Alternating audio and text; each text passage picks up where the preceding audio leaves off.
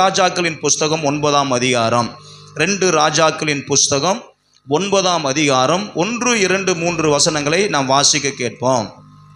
2 ராஜாக்கள் 9ஆம் அதிகாரம் 1, 2, 3 வசனங்களை நாம் வாசிக்க கேட்போம். அப்பொழுது தீர்க்கதரிசியாகிய எலிசா தீர்க்கதரிசிகளின் புத்திரரில் ஒருவனை அழைத்து, நீ இடை கட்டி கொண்டு இந்த தைல குப்பியை உன் கையில் எடுத்துக்கொண்டு கீலேயாத்தில் உள்ள ராமோத்துக்கு போ.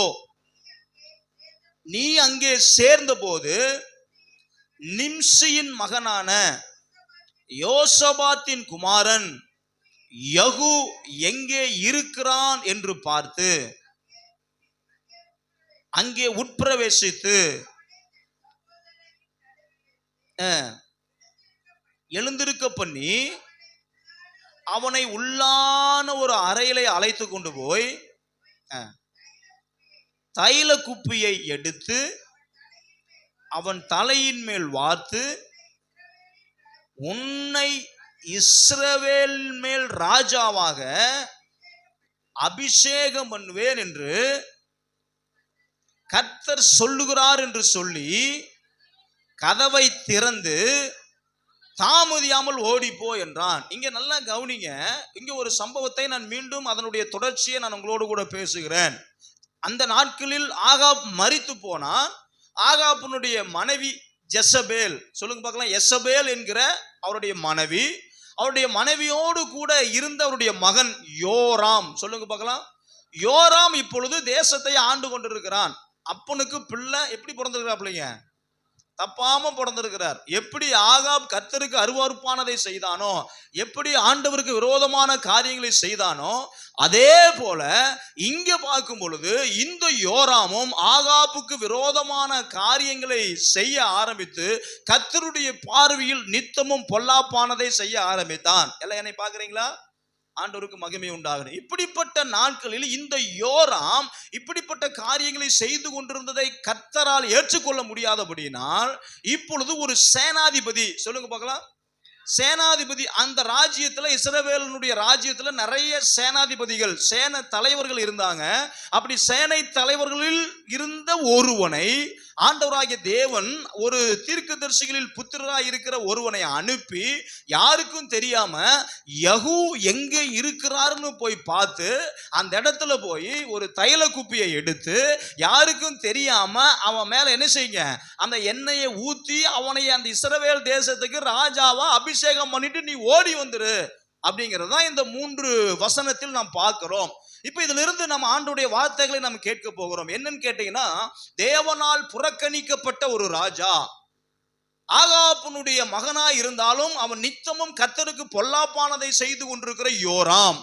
அப்போ இவர்களை கர்த்தர் வெறுத்து இருக்கிறார். இதுக்கு முன்னாடி ஒரு சம்பவத்தை பார்த்தீங்கன்னா, இதுக்கு முன்னாடி தான் ஒரு சண்டை நடக்குது. அந்த சண்டையில பார்த்தீங்கன்னா இஸ்ரவேல் தேசமும் சீரிய தேசத்துக்கு இடையில மிகப்பெரிய சண்டை நடக்கும் பொழுது இந்த இப்படிப்பட்ட யுத்தத்துல யோராமுடைய கைகளில் காயம் ஏற்பட்டு விடுகிறது. அவனுடைய சரீரத்துல காயம் ஏற்பட்டு அந்த காயத்தை ஆற்றுவதற்காக அவன் எங்க போறான்னு கேட்டீங்கன்னா எஸ்ரேல் என்கிற இடத்துக்கு போறான். 8ஆம் அதிகாரத்தினுடைய கடைசி வசனத்தை வாசிச்சு பார்த்தீங்கன்னா அதுல எழுதப்பட்டிருக்கிறது, அந்த ராஜாவாகிய யோராம் தன் சீரியாவின் ராஜாவாகிய ஆசகோலோடு யுத்தம் பண்ணுகையில் சீரியர் ராமாவிலே தன்னை வெட்டின காயங்களை ஆற்றிக்கொள்ள எஸ்ரவேலுக்கு போயிருந்தான்.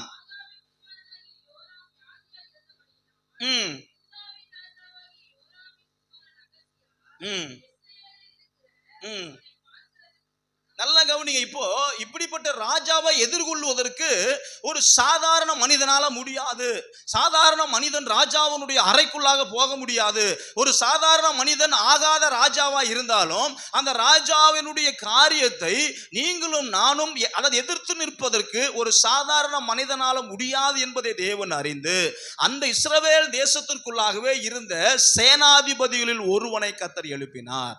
அவனுடைய பெயர் தான் யகு. சொல்லுங்க பார்க்கலாம், யகு. அவன் ஒரு சாதாரணமான ஒரு சேனை தலைவன், ஒரு சேனாதிபதி அவன் கனவுல கூட இப்படிப்பட்ட காரியத்தை இருக்க மாட்டான், நினைச்சிருக்க மாட்டான். என்னை ஒரு நாள் கர்த்தர் இந்த தேசத்துக்கு ராஜாவாய் மாற்ற போகிறார், நான் இந்த தேசத்தினுடைய ராஜாவாய் வரப்போகிறேன் என்று நித்தமும் அவன் நினைத்திராத ஒரு காரியம் அவனை தேடி வருகிறது. காரணம் என்னன்னு கேட்டீங்கன்னா, யெகூ கர்த்தருக்கு பயந்தவனாய் இருந்தான். அவன் சேலை தலைவனாய் இருந்தாலும் கர்த்தரோடு கூட தன்னுடைய உறவை புதுப்பித்துக் கொண்டிருந்தான், ஆண்டவரோடு கூட நல்ல உறவை வைத்திருந்தான். அதனாலதான் இந்த யெகூவை கர்த்தர் அவனை இஸ்ரவேல் தேசத்துக்கு ராஜாவாக கர்த்தர் ஏற்படுத்தினார். இன்றைக்கும் நான் உங்களோடு கூட கர்த்தருடைய வசனத்தை நான் போதிக்கிறேன். இன்றைக்கும் நம்முடைய தேசத்தில் பாகால் வணக்கங்கள் அதிகரித்து கொண்டிருக்கிறது, விபச்சாரங்களும் வேசித்தனங்களும் அதிகரித்து கொண்டிருக்கிறது. இன்றைக்கும் ஆகாப் என்கிற ராஜா இஸ்ரவேல் தேசத்தை ஆண்டு பொழுது நித்தம் நித்தம் பொல்லாப்பானதைகளை செய்ததை போல இன்றைக்கும் தேசம் பொல்லாப்புகளால் நிறைந்திருக்கிறதை நாம் பார்க்கிறோம். போதை பொருட்கள் பள்ளிக்கூடத்தில், காலேஜில், இன்னும் வேலை செய்கிற இடத்துல இன்னைக்கு பார்த்தீங்கன்னா அநேக இடங்களில் இஸ்ரவேல் தேசத்தை ஆண்டு கொண்டிருந்த ஆகாப்பின் காலத்தில் நடைபெற்றது போல இன்றைக்கும் அநேக காரியங்கள் நடைபெற்று கொண்டிருக்கிறதை நாம் பார்த்து கொண்டிருக்கிறோம். இப்படிப்பட்ட காலகட்டத்தில் ஆண்டவர் யெகூ என்கிற ஒரு மனிதனை எழுப்பினது போல ஆண்டவர் இந்த காலகட்டத்திலும் யெகூவாய் இருக்கிற உங்களையும் எங்களையும் கர்த்தர் எழுப்புவதற்கு கர்த்தர் சித்தம் உள்ளவர்களாய் இருக்கிறார். எத்தனை பேர் ஆயத்தமா இருக்கிறீங்க?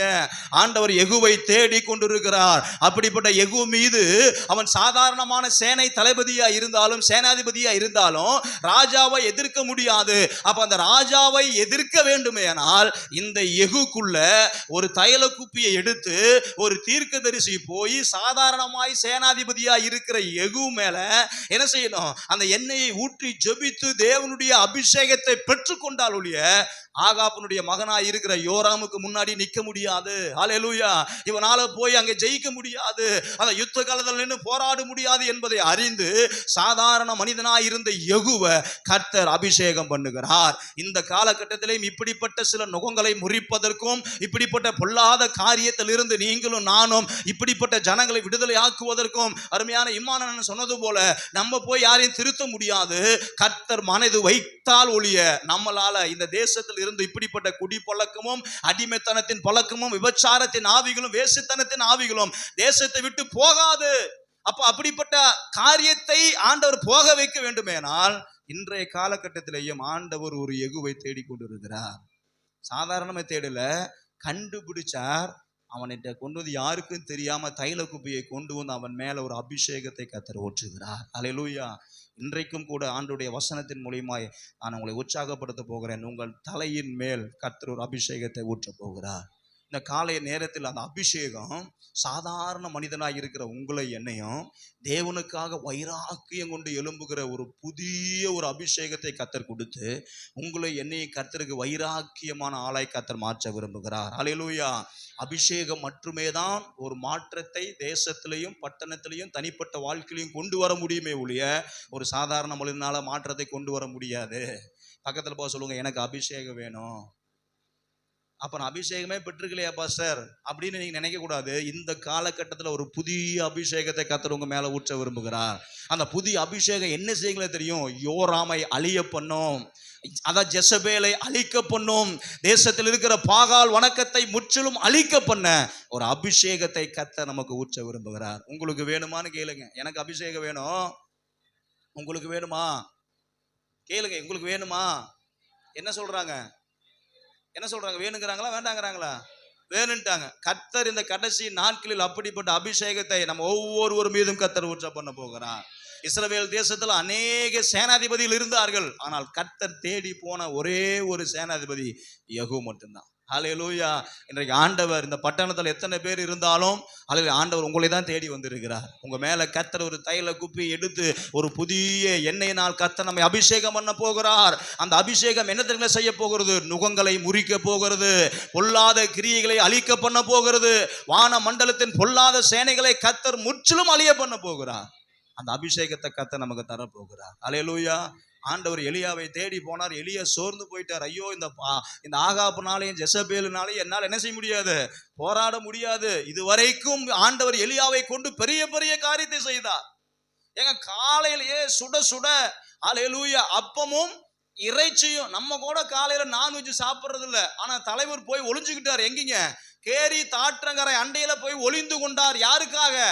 ஜெசபேலுடைய வார்த்தைக்காக. ஆண்டவர் போய் கொஞ்ச நாளைக்கு எங்க உட்கார்ந்துட்டு கேரி தாற்றங்கரை உட்கார்ந்துருந்தாரு. காலையில எந்திரிச்சு பார்த்தா தண்ணி அப்படியே தித்திக்கிற மாதிரி தண்ணி. தூங்கி எந்திரிச்ச உடனே பல்லு வளர்க்கனானா இல்லையான்னு தெரியல. காலையில எந்திரிச்சோடனே ஒரு கருப்பு காக்கா வாயில என்ன இருக்குதுங்க? அப்பமும் இறைச்சியும். வேதம் சொல்லுகிறது சுட சுட இருக்குது. ஆமா, ஆறுன சாப்பாட்டை சாப்பிட மாட்டான்னு அடுக்குது. ஹல்லேலூயா. நம்ம ஆட்கள் சிலர் அப்படித்தான். காலையில வச்ச சாப்பாடை என்ன செய்யறதில்ல, மதியானம் சுட சுட தான் பாஸ்டர் எங்க வீட்டுக்காரர் சாப்பிடுவார்.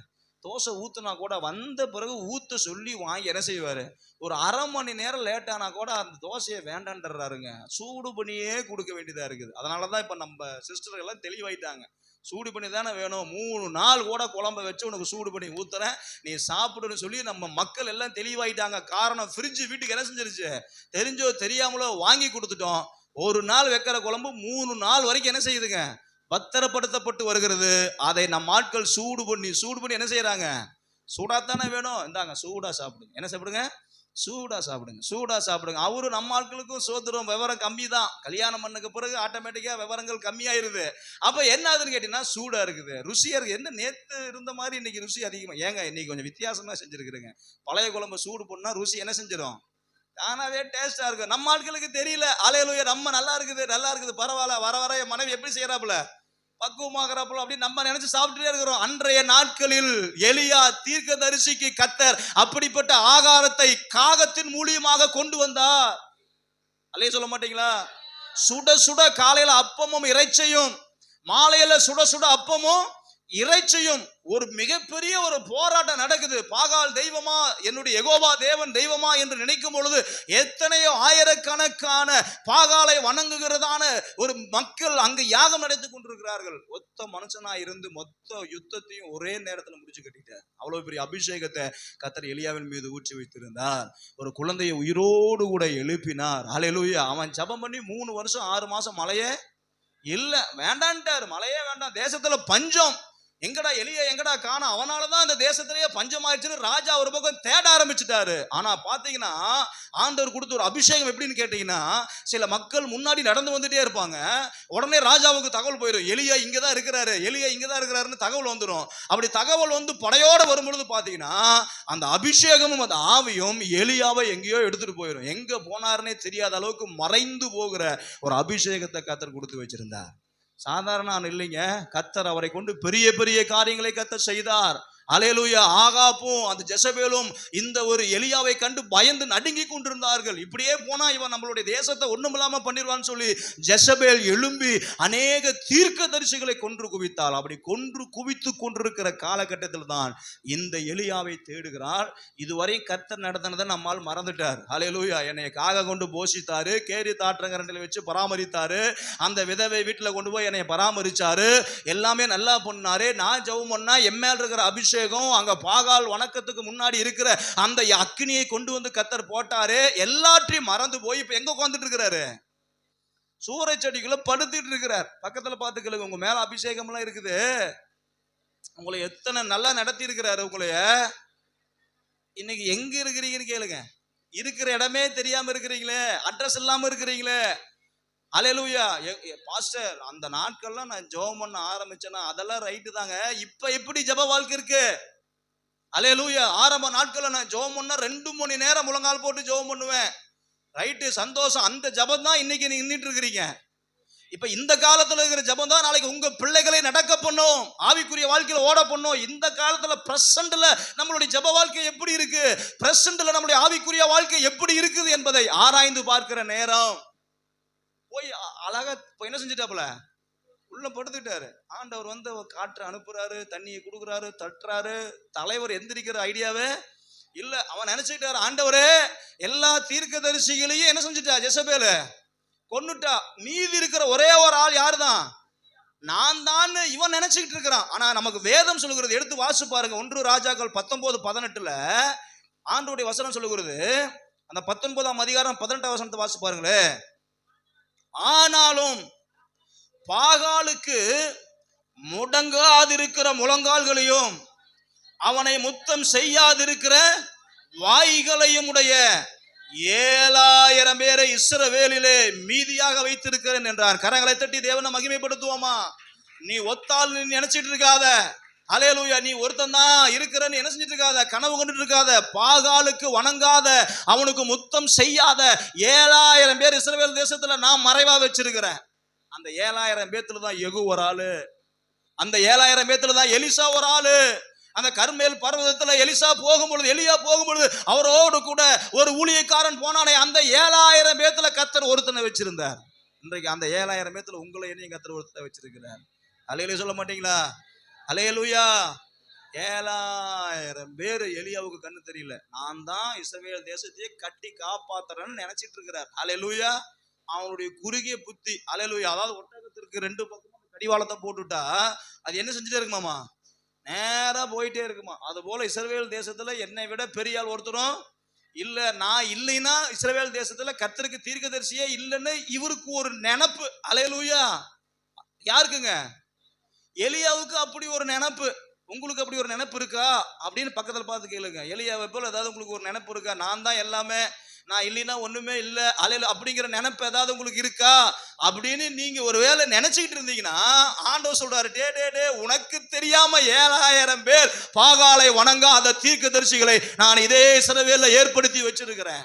அல்லேலூயா. நீ இல்லன்னு போய் சூரச்செடியில படுத்துட்டீன்னா எனக்கு ஊழியமே இனி ஆட்களை வச்சு செய்ய முடியாதுன்னு நினைச்சிட்டு இருக்கிறியா?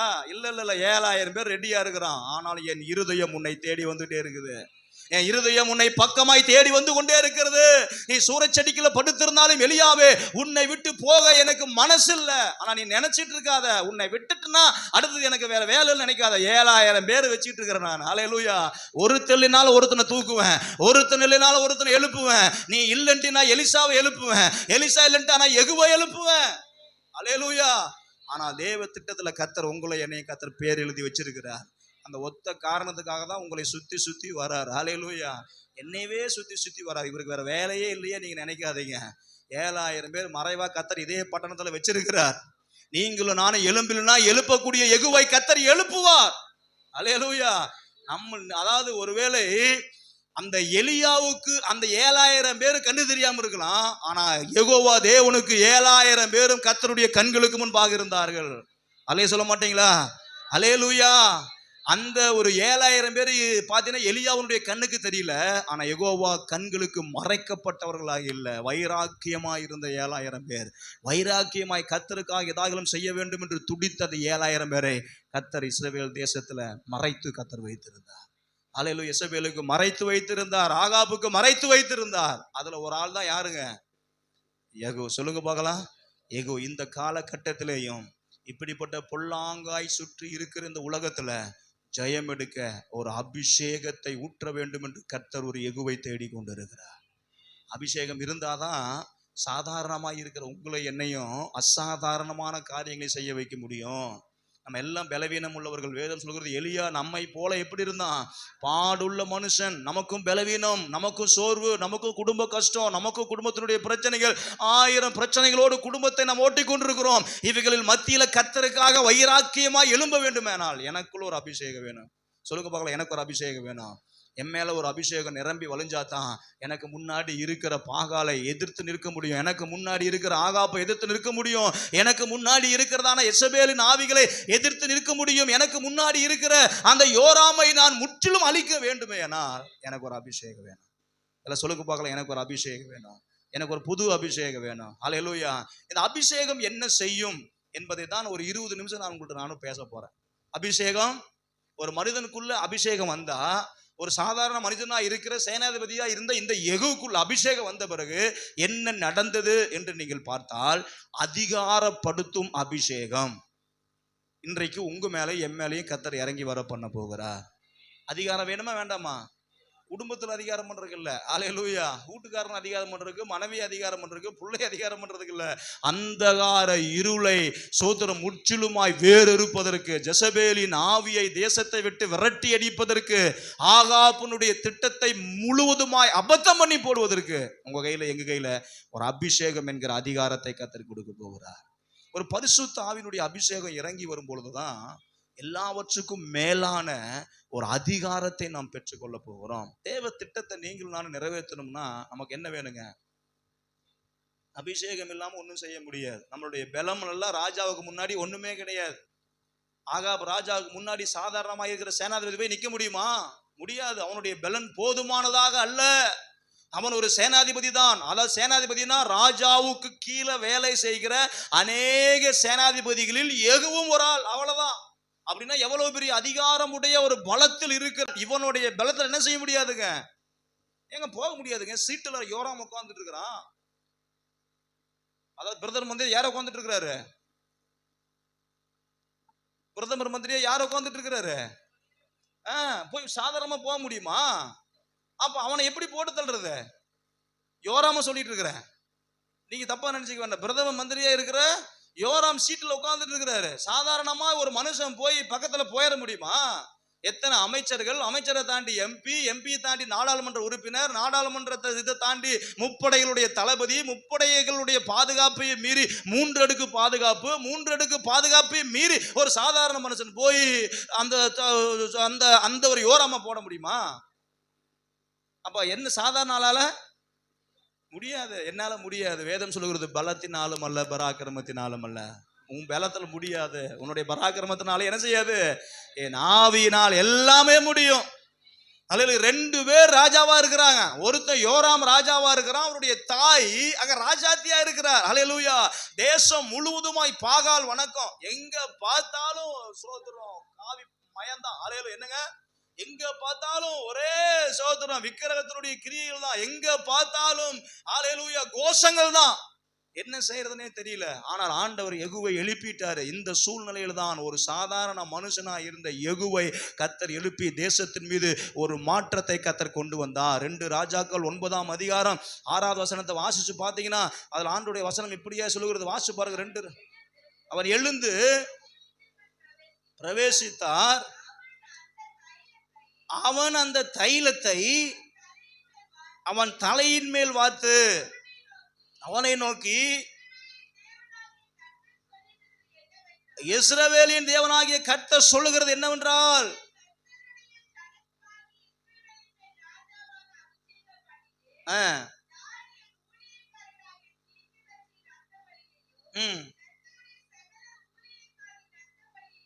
இல்ல 6வது வசனத்தை மட்டும் வாசிங்க. அறை வீட்டுக்குள் பிரவேசித்தான், அந்த தைலத்தை அவன் தலையின் மேல் வார்த்து அவனை நோக்கி, இஸ்ரவேலின் தேவனாகிய கர்த்தர் சொல்லுகிறது என்னவென்றால், உன்னை கர்த்தருடைய சனமாகிய இஸ்ரவேலின் மேல் ராஜாவாக அபிஷேகம் பண்ணினேன். ஹல்லேலூயா.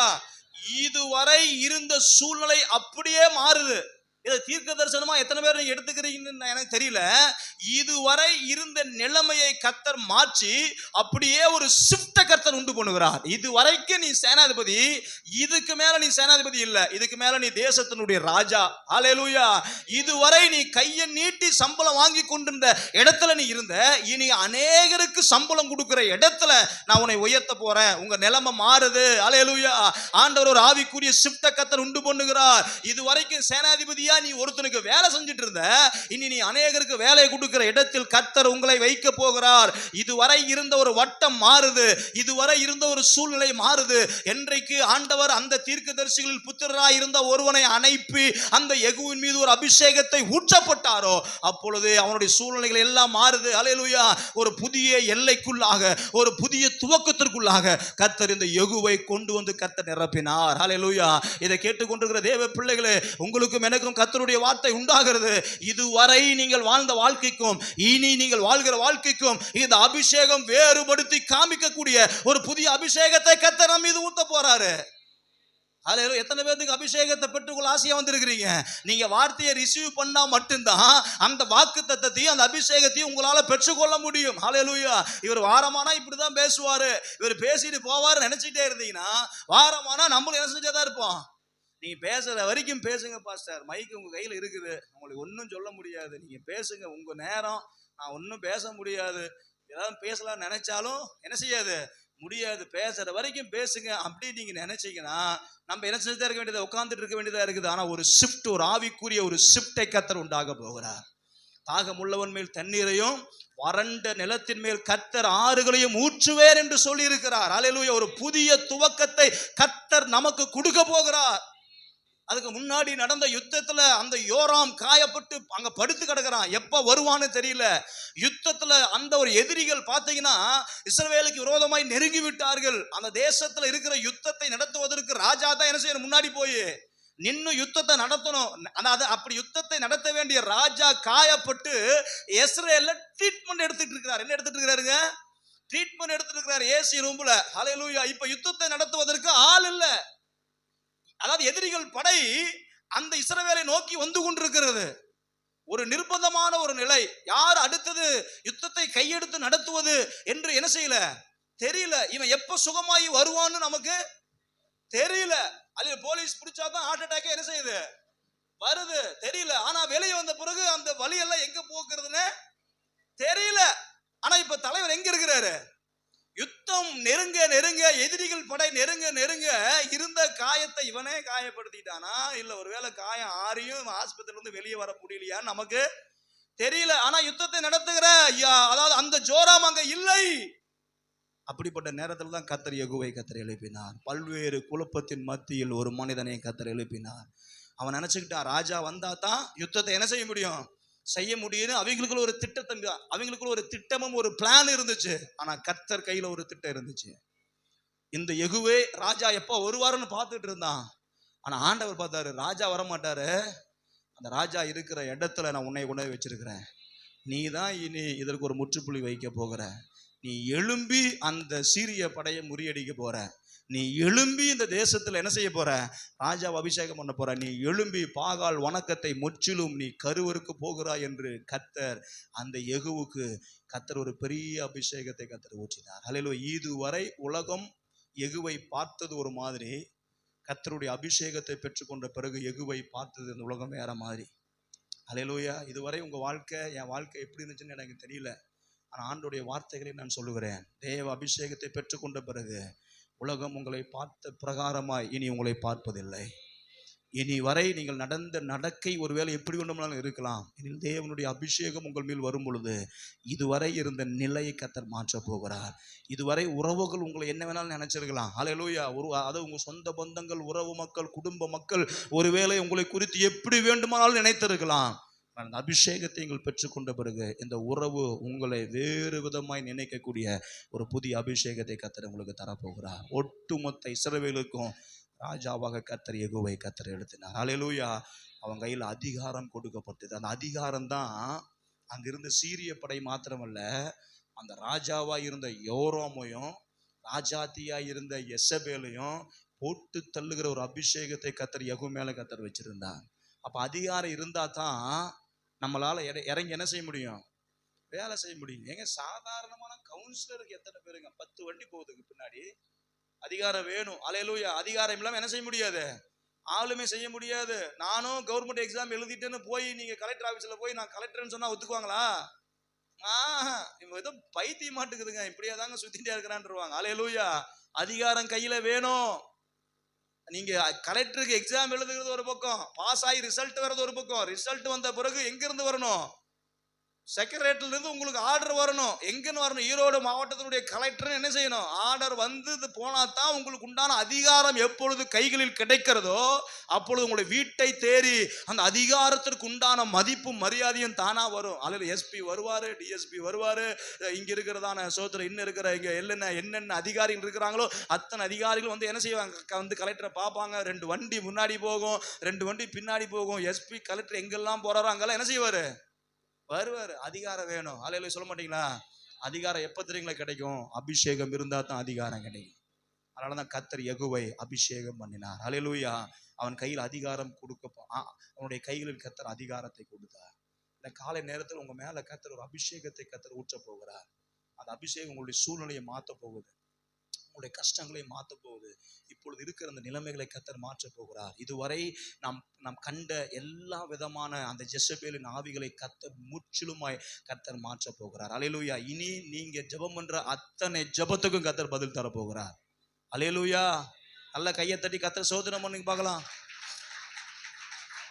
தூங்குகிற ஆவியெல்லாம் இயேசு நாமத்தினால வெளியே போகட்டும். ஹல்லேலூயா.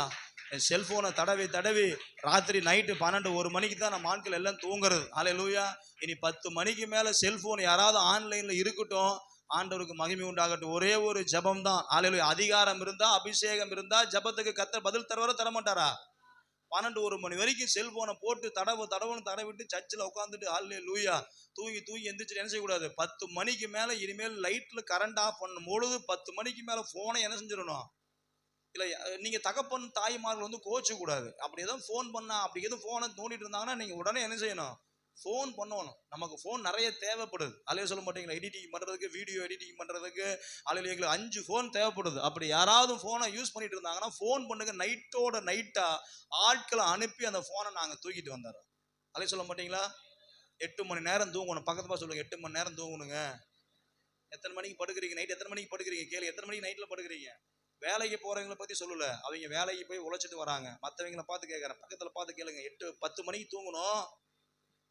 கேளுங்க 10 மணிக்கு தூங்கணும். எத்தனை மணிக்கு தூங்குறீங்கன்னு கேளுங்க. சில பிள்ளைங்க என்னைய பார்க்குறாங்க, பாஸ்டர் நாங்கெல்லாம் 10 மணிக்கு படுத்துக்கிறோம் பாஸ்டர். சில பிள்ளைங்க அவங்களுடைய கண் பார்வையிலே நான் கண்டுபிடிச்சுக்கிட்டேன். பிள்ளைங்க சொல்றாங்க, பாஸ்டர் நாங்கெல்லாம் 10 மணிக்கு தூங்கிடுறோம். எங்க அப்பா அம்மாவை பாருங்க, அவங்க தான் பாஸ்டர் எங்களை தூங்க வச்சுட்டு ஆளுக்கு ஒரு ஃபோனை கையில் எடுத்துட்டு 2 பக்கமும் தனியாக பிரிஞ்சு பட்டையை கிளப்புறாங்க பாஸ்டர். அவங்க ஃபோனை வாங்குங்க. அலைய சொல்ல மாட்டீங்களா? ஆமாம், நைட்டு தூங்குறது இல்லை. ஞாயிற்றுக்கிழமை லீவுங்கிறதுனால சனிக்கிழமை முழுக்க கண்ணை முழிச்சுட்டு இருக்கிறோம். ஞாயிற்றுக்கிழமை சர்ச்சில் வந்த பிறகு தான் ஹல்லேலூயா ஆறாரோ தாளாட்டுற மாதிரி வசனத்தை பேச பேச ஒரு அந்தி மயக்கம் கண்ணை என்ன செய்யுது, சொருகுது. ஹல்லேலூயா. கண்ணை சர்ச்சை முடிச்சு பாருங்க, அந்த தூக்கம் எங்க போகுதுன்னே தெரிய மாட்டேங்குது. சர்ச்சு முடிஞ்சிருச்சு போகலான்னு சொன்னா கூட இருங்க பாஸ்டர் நீங்க வேணா போங்க, நாங்க என்ன செஞ்சுட்டு இருக்கிறோம் பேசிட்டு போறோங்கிற அளவுக்கு நமக்கு தூக்கம் நம்மளை விட்டு போயிருது. எனக்கு அருமையான தேவனுடைய பிள்ளைகளை உங்களை உற்சாகப்படுத்துறேன், தப்பா நினைச்சுக்காதீங்க. 8 மணி நேரம் நமக்கு தூக்கம் தேவை. அட்லீஸ்ட் ஒரு 7 மணி நேரமாவது என்ன செய்யணும், தூங்கணும். ஒரு 10ங்கிறது ஒரு 10:30 11 மணிக்காவது என்ன செஞ்சிருங்க. எப்படி பசங்க உங்களுக்கு தெரியுது அப்படின்னு என்ன நீங்க கேட்காதீங்க. ஹல்லேலூயா. நாங்க ஆன்லைன்ல இருக்கிறது உங்களுக்கு எப்படி, அப்ப நீங்க ஆன்லைன்ல இருக்கிறீங்களான்னு திரும்ப என்னவே என்ன செய்யாதீங்க. ஆமாங்க பாஸ்டர் நான் கேள்வி கேட்டா திரும்ப உங்களை நான் கேட்க கூடாதான்னு என்ன செய்யாதீங்க, என்னை கேட்காதீங்க. சனிக்கிழமை ஒரு ஸ்டேட்டஸ் வச்சேன், ஹல்லேலூயா எல்லாரும் ஞாயிற்றுக்கிழமை ஆராதனைக்கு வாங்கன்னு சொல்லி ஒரு போஸ்ட் போட்டா 1:30 மணிக்கு ஒரு விசுவாசி பார்த்துருக்கிறாப்புல. எத்தனை மணிக்கு? இனிமேல் உங்க ஸ்டேட்டஸை நான் பார்க்க மாட்டேன் பாஸ்டர் அப்படிங்கிறீங்களா? 1:30 மணிக்கு ஒரு விசுவாசி ஸ்டேட்டஸை பார்த்துருக்கிறாருன்னா இப்ப எப்ப தூங்கிருப்பாரு? சிலர் 12:52 காலை எழுந்திரிச்சு பார்த்தா 12:52 ஒரு விசுவாசி போட்டு அதுல வர ஹார்ட்டுக்குரிய விட்டு உள்ள என்ன செஞ்சிருக்கிறீங்க, தள்ளி இருக்கிறீங்க. அது எங்க போகுது அந்த ஹார்ட், எங்க போகுது, எதுக்கு போகுது, யாருக்கு போகுது, எப்படி போகுதுன்னு ஒண்ணுமே. ஆனா எத்தனை மணிக்குங்க? ஆமா 10 மணிக்கு மேல ஒரு மனிதனுடைய எண்ணம் மாறுகிறது என்று சைக்காலஜிக்கலாக சொல்லப்படுகிறது. தயவு செஞ்சு நீங்க உணர்ந்து கொள்ளுங்கள். 10 மணிக்கு மேல உங்களுடைய சொந்த பந்தமா இருந்தாலும் ஒரு மனிதனுடைய பார்வை, ஒரு மனுஷனுடைய பார்வை வித்தியாசப்படுகிறது. அதனாலதான் இரவு நேரங்களில் யார் வீட்டுக்கு என்ன செய்யக்கூடாது, போகக்கூடாது என்று சொல்லுவதற்கு காரணமே ஒரு மனிதனுடைய சிந்தனை மண்டலம் மாறுகிறது. ஆவிக்குரிய நிலைமையில் எப்பேற்பட்ட நிலைமையில் இருந்தாலும் ஒரு மனிதனுடைய மாமிசத்தினுடைய எண்ணங்கள் மாறுபடும் பொழுது அவனுடைய எண்ணங்கள் மாறுகிறது, அவன் சிந்தனைகள் மாறுகிறது. அதனாலதான் செல்போன் என்ன செய்யாதீங்க, 10 மணிக்கு மேல ஆட்டின் விட என்ன செய்யாதீங்க, ஆட்டை யாருக்கு விட்டு கடைசியில் இப்போ எனக்கே என்ன செஞ்சிடுறீங்க, ஆட்டின் விடுற அளவுக்கு வந்துட்டீங்க. அதாவது நான் உங்களுடைய ஆவிக்குரிய தகப்பன் அலை சொல்ல மாட்டீங்களா? ஒருவேளை எனக்கு வயசு 40 இருக்கலாம், ஆனா உங்களுக்கும் உங்க எல்லாத்துக்கும் கர்த்தர் என்னை தகப்பனா வச்சிருக்கிறார். நீங்க இல்ல பாஸ்டர் நான் தகப்பனுங்கிற நினைச்சுதான் நான் உங்களுக்கு ஆட்டின் விட்டேன் அப்படின்னாலும் பிரச்சனை இல்லை. ஹல்லேலூயா. ஆனால் இதே போல மற்ற யாருக்கு என்ன செய்யாதீங்க. இப்படி எல்லாம் விட்டா என்ன ஆகுன்னு கேட்டீங்கன்னா பார்க்கிறவருடைய சிந்தனைகள் மாறுகிறது. யாருக்கு அந்த மெசேஜ் போகப்படுகிறதோ அந்த இரவு நேரத்தில் அவனுடைய எண்ணங்கள் மாறுகிறது. அதனால தேவ பிள்ளைகளா இருக்கிற நாம மிகுந்த ஜாக்கிரதையா இருக்கணும். ஹல்லேலூயா. ஆமா, பக்கத்துல சொல்லுங்க, பாஸ்டர் நமக்கு சொல்லல, காமனா சொல்றாரு, புத்தி சொல்றாரு, அவ்வளவுதான். ஹல்லேலூயா. ஒரு அபிஷேகம் இருந்தாதாங்க மிகப்பெரிய வல்லமைகளை நீங்கள் நானும் முறியடிக்க முடியும். யோசேப்பு என்கிற ஒரு தனி மனிதன், தகப்பன் இல்லை, தாய் இல்லை, உடன் பிறந்த சகோதரனும் பக்கத்துல இல்லை. எங்க போறாருங்க? 17 வருஷம் எகிப்துல சொல்ல முடியாத வேதனை. ஆறுதல் சொல்வதற்கு பக்கத்துல ஆள் கிடையாதுங்க, என்கரேஜ் பண்ணுவதற்கு ஆள் இல்ல. வாலிபன், இல்லப்பா எல்லாம் பாத்துக்கலாம், கர்த்தர் மாத்துவாரு, நீ உறுதியாயிரு, ஹல்லேலூயா, இல்ல இதுல இருந்து நீ வெளியே வந்துருவ, செய்யாத தப்புக்கு தானே நீ தண்டனை அனுபவிச்சிருக்கிற, இல்ல பாத்துக்கலாம்னு சொல்லி அவனை என்கரேஜ் பண்ணுவதற்கும் உற்சாகப்படுத்துவதற்கு கூட எகிப்து தேசத்துல ஒருவனும் இல்லை. ஆனா வேதம் சொல்லுகிறது அப்படிப்பட்ட நிலைமையில் இருந்த அந்த யோசேப்பை குறித்து நீங்க வாசிச்சு பாருங்க. 41ஆம் அதிகாரம் ஆதியாகமம் 41ல ஒரு வசனம் சொல்லப்படுது. 38வது வசனத்தை வாசிங்கள. 41:38 வாசிங்க. ஊழியக்காரனை நோக்கி, தேவ ஆவியை பெற்ற இந்த மனுஷனை போல வேறொருவன் உண்டோ? எகிப்தினுடைய ராஜா சொல்றாரு, தேவ ஆவியை பெற்ற இந்த மனுஷனை போல ஒருவன் உண்டு. யோசேப்பு மேல கர்த்தர் ஒரு அபிஷேகத்தை கர்த்தர் ஊத்தி வச்சிருந்தார். அதனாலதான் வேதம் சொல்கிறது, கர்த்தர் யோசேப்போட இருந்தா. அவனுக்குள்ள என்ன இருந்துச்சுங்க? பக்கத்துல சொல்லுங்க, அபிஷேகம் இருந்துச்சு. அப்ப எனக்கு அபிஷேகம் வேணும் சொல்லுங்க, எனக்கு அபிஷேகம் வேணும். அபிஷேகம் இல்லாம என்னால ஒன்னும் செய்ய முடியாது. என் சுய பலத்துல ஓட முடியாது. என் சுய பலத்துல பிசாசு என்ன செய்ய முடியாது? துரத்த முடியாது. என் சுய பலத்துல என்னால ஜெபம் பண்ணாலும் ஒன்னும் நடக்காது. அப்ப நான் எனக்குள்ள இருக்கிற அபிஷேகம் வரும் பொழுது கர்த்தர் என்னை பெரிய அசாதாரணமான காரியங்களை செய்ய கர்த்தர் எனக்கு பலன் தருகிறார். ஏங்க, ஒரு பெரிய ஆஃபர் கிடைக்குதுங்க அவனுக்கு. யோசிச்சு பாருங்க. வாலிப பிள்ளைகள் இருக்கிறீங்க, திருமணமான பிள்ளைகள் இருக்கிறீங்க. ஒரு தகப்பனா சொல்றேன், எனக்கு 3 பிள்ளைகள் இருக்கிறாங்க. ஒரு வாலிபன், இன்னும் திருமணமாகாத ஒரு வாலிபன், உடம்பு வேதம் சொல்லுகிறது கட்டுமஸ்தான உடம்பு. ராஜாவினுடைய அரண்மனையில தோட்ட வேலை செஞ்சுட்டு சமையல் வேலை செஞ்சுட்டு இருக்கிறான். ராஜாவினுடைய மனைவிக்கு இப்போ யார் மேல கண்ணு? யார் மேல கண்ணு? கல்யாணம் ஆகாத வாலிப பசங்க மேல கண்ணு. இது அன்றைக்கே பொல்லாத ஆவி. இன்றைக்கு நடக்கிறது இல்ல. இன்றைக்கு தான் ஆண்டி அங்கிள்னு சொல்லிட்டு இருக்குன்னு நினைக்காதீங்க. அன்றைய நாட்களிலேயே இந்த ஆவிகள் சுற்றி கொண்டு இருந்தது. திருமணமான ஒரு பெண், திருமணமாகாத வயசு குறைந்த ஒரு வாலிபனோடு இணைந்திருக்கக்கூடிய ஒரு பொல்லாத ஆவி யோசேப்புக்கு ஆஃபர் விடுக்கப்படுகிறது. ஆடி ஆஃபர். என்ன ஆஃபருங்க? ஒன்னு எடுத்தா ஒன்னு இலவசம். ஆலையில 1000 ரூபாய்க்கு 10 சட்டை. எத்தனை சட்டைங்க? 1000 ரூபாய். இப்ப நம்ம ஆணு பார்த்து என்ன செஞ்சிருவோம்? ஆஃபர்ல போடுறான்டான்னு போய் எடுத்துட்டு வருவோம். இங்க அதே போல ஆஃபர் வருகிற மாதிரி ஒரு ஆஃபர் யோசேப்புக்கு வருகிறது. ஆனால் வேற எவ்வளவு நல்ல தெய்வம் பாருங்க. அவன் ஜெயில இருக்கும் பொழுது நிறைய பேர் அவனை ஏளனமா பேசி பேசி, ஐயோ இவன் தாங்க அப்படி இருந்தான், இவன் தாங்க அப்படி பண்ணான்னு கையை நீட்டி பேசுனதை கூட கர்த்தர் அறிஞ்சு, கைய கூட எகிப்து தேசத்துல ஒரு துணு தூக்கணும்னா யோசேப்புட்ட கேட்டா மட்டும்தான் தூக்க முடியும். அவ்வளவு அதிகாரத்தையும் கர்த்தர் அந்த ராஜாவின் மூலியமாக யோசேப்புக்கு கொடுத்திருந்தார். காரணம் என்ன தெரியுங்களா? அவனுக்குள்ள இருந்த ஆவியானவர், அவனுக்குள்ள இருந்த அபிஷேகம். அதில் அவனுக்குள்ள இருந்த அபிஷேகம் இந்த காலகட்டத்தில் உங்களுக்கும் எனக்கும் அப்படிப்பட்ட அபிஷேகம் வேணும். இதுவரை நீங்க நிந்திக்கப்பட்ட பிள்ளைகளாக இருந்திருக்கலாம். இதுவரை யோசேப்பை போல அநாதிகளாக்கப்பட்ட பிள்ளைகளாக இருந்திருக்கலாம். இதுவேளை அநேக அவமானங்களை நீங்கள் சுமந்த பிள்ளைகளாக இருந்திருக்கலாம். இதுவரை நீங்கள் அநேக விதமான கஷ்டங்களை சுமந்திருக்கலாம். கர்த்தர் சொல்றாரு, என் யாரெல்லாம் எந்தெந்த இடத்துல நீங்க கஷ்டப்பட்டு இருந்தீங்களோ, என் அபிஷேகம் உங்களுக்குள்ள வரும் பொழுது அநேகர் உங்களை பார்த்து ஆச்சரியப்படுகிற அளவுக்கு கர்த்தர் உங்களுடைய நிலைமையை ஆண்டவர் ஷிஃப்ட் பண்ண போறார். அல்லேலூயா, அல்லேலூயா. விரல் விட்டு எத்தனையோ பேர் யோசேப்பை சொல்லியிருப்பாங்க.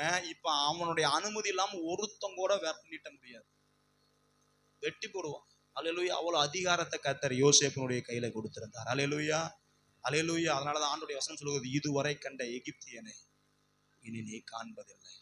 உனக்கு விரோதமாய் போராடினவர்களை நீ தேடியும் நீ காண மாட்டாய். காரணம் எடுத்துங்களா? உங்க மேல இருக்கிற அந்த அபிஷேகம் அப்படிப்பட்ட காரியங்களை செய்ய. சாதாரண பையன், சொல்லி முடிச்சிடுறேன், சாதாரணமான பையன் ஆடு மேய்ச்சிட்டு இருக்கிறான். என்ன செஞ்சுட்டு இருக்கிறான்? ஆடு மேய்ச்சிட்டு இருக்கிறான். அண்ணங்காரங்களாம் எங்க இருக்கிறாங்க? 2-3 பேரு ஆர்மியில வேலை செய்யறாங்க. இன்னும் 2-3 அண்ணங்களும் எங்க இருக்கிறாங்க? அப்பா கூடயே இருக்கிறாங்க. ஆனா நம்மளுடைய முறைப்படி பாத்தீங்கன்னா அண்ணங்காரங்களாம் எங்க இருக்கணும்? எங்க வீட்டுல ஒரு 5-6 பேர் இருக்கிறாங்க. இப்ப ஐயா மணி இருக்கிறாரு. அவங்களுக்கு தான் 4 கிட்டத்தட்ட 3 தம்பிங்க. எங்கயா 3 தம்பிங்க, மொத்தம் 4 பேர் இருக்கிறாங்க. ஒரு பேச்சுக்காக சொல்றேன், தப்பா நினைச்சுக்காதீங்க. 4 அண்ணன் தம்பிங்க இருக்கிறாங்க. இப்போ அண்ணங்க எங்க இருக்கணும்? அண்ணன் தம்பி இருக்கிறாங்க, அண்ணனை படிக்க வைக்கிறாங்க. இப்ப அண்ணன் எங்க இருக்கணும்? அண்ணன் வேலையில இருந்து தம்பி என்ன செய்யணும்? படிக்க வைக்கணும், உதவி செய்யணும். செய்யணுமா செய்யக்கூடாதுங்களா? ஆனா இப்ப அண்ணங்காரங்களும் எங்க இருக்கிறாங்க? வீட்டுக்குள்ள இருக்கிறாங்க. தம்பி எங்க இருக்கிறாரு? வேலை செஞ்சுட்டு இருக்க, ஆடு மேய்ச்சிட்டு இருக்கிறாரு. ஒருத்தர் கூட கேள்வி கேட்க முடியல. ஏப்பா இப்படி அண்ணங்காரெல்லாம் போய் ஏப்பா இப்படி தம்பி ஆடு மேய்க்க விட்டுருக்கிறீங்களே, சின்ன பையனாச்சே, நாங்க போறோம்ப்பா, அவன் என்ன செய்யட்டும், இந்த வயசுல என்ன செய்யட்டும், அவன் உங்களோட இருக்கட்டும், அவனை ஏன் கஷ்டப்பட விடுறீங்கன்னு அண்ணங்கார ஒருத்தருமே சொல்லல. நிலைமை வேறு மாதிரி இருக்குது. தம்பி எங்க செஞ்சுட்டு இருக்கிறாரு? கடைசி தம்பி கஷ்டப்பட்டு இருக்கிறாரு. 8ஆவதா பிறந்த ஆளு என்ன செய்யல, எட்டி கூட பார்க்க முடியல வீட்டை. என்ன செஞ்சுட்டு இருக்கிறாரு? வனாந்தரத்துல ஆளு மேய்ச்சிட்டு. ஆனா அவனுக்கு ஒரு ஒரு ஸ்கில்ல கர்த்தர் கொடுத்திருந்தார். என்ன தெரியுங்களா?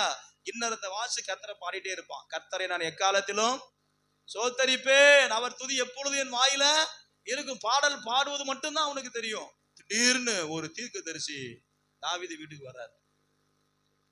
அவர் பேர் என்னங்க? சாமுவேல். பரவாயில்ல, முழிச்சுட்டு தான் இருக்கிறீங்க. சாமுவேல் ஜெஸ்ஸி வீட்டுக்கு வராரு. வந்து பார்த்தா அண்ணங்காரங்க என்ன செய்யறாங்க? சும்மா டிப் டாப்பா நிக்கிறாங்க. 2-3 பேர் எங்க இருக்கிறாங்க?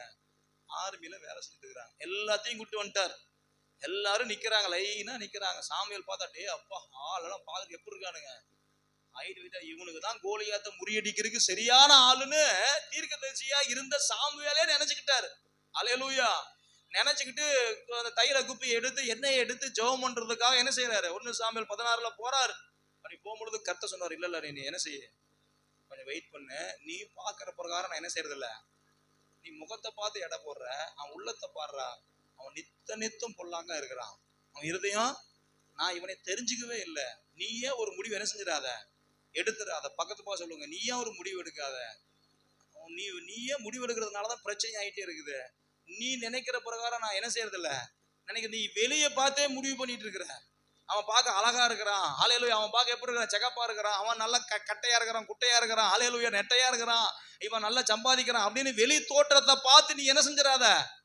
பக்கத்துல பார்த்து சொல்லுங்க, முடிவு பண்ணிடாத. உன் வாழ்க்கை சீரழிஞ்சு போயிடும். அவனை நான் புறக்கணிச்சுட்டேன், நானே வேண்டாங்கிறேன். அப்புறம் உனக்கு என்ன வேணும் வேணும் வேணும்னு கேட்டுட்டு இருக்கிறேன். அதில் நானே என்ன செஞ்சிடுறேன், நானே வேண்டான்னு சொல்லிட்டேன். அப்புறம் நீ என்ன போய் தனியா வேணும் வேணும்னு போய் பாக்குறது? சாமுவேல் தீர்க்கதரிசியா இருந்ததுனால ஆண்டவருடைய சத்தத்தை கேட்டான். ஓகே, நம்ம தான் தப்பு பண்றோம் போல, நம்ம நினைச்ச பிரகாரம் இல்ல, வீட்டுல ஏதோ சம்திங் ராங் இருக்குது. திரும்ப 2வது நான் கூப்பிட்டு வர்றாரு. அவனை வேணாண்டா அப்படின்ட்டார். அல்லேலூயா. இல்லன்ட்டார். அடுத்தது 3வது லைனா நிக்கிறாங்க.